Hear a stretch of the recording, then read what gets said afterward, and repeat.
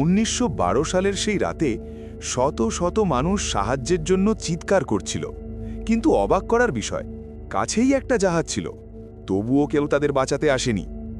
14 April 1912 বিশ্বের সবচেয়ে বিলাসবহুল জাহাজ আরএমএস টাইটানিক হিমশৈলের সঙ্গে ধাক্কা খায়। কিছুক্ষণের মধ্যেই শুরু হয় বিশৃঙ্খলা।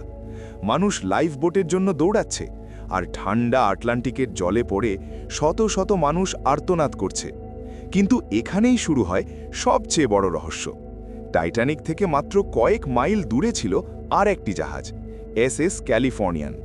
সেই জাহাজের ক্রুরা আকাশে ফ্লেয়ার উঠতে দেখেছিল, চিৎকারও শুনেছিল বলে দাবি আছে। কিন্তু তারা ভেবেছিল এটা হয়তো কোনো সিগন্যাল নয়, অথবা অন্য কোনো জাহাজের সাধারণ অ্যাক্টিভিটি।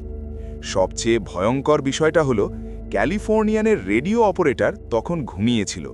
মানে টাইটানিক বারবার এসওএস পাঠালেও কেউ তা ধরতে পারেনি। কল্পনা করো, তুমি সাহায্যের জন্য চিৎকার করছো, আর মাত্র কয়েক কিলোমিটার দূরে কেউ সেটা শুনেও কিচ্ছু করছে না।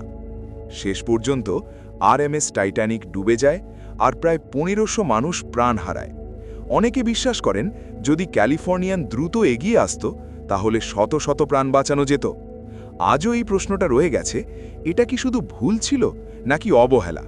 তুমি কি মনে করো, ওরা সত্যিই কিছু বুঝতে পারেনি, নাকি ইচ্ছা করেই কিছু করেনি? কমেন্টে জানাও তোমার মতামত।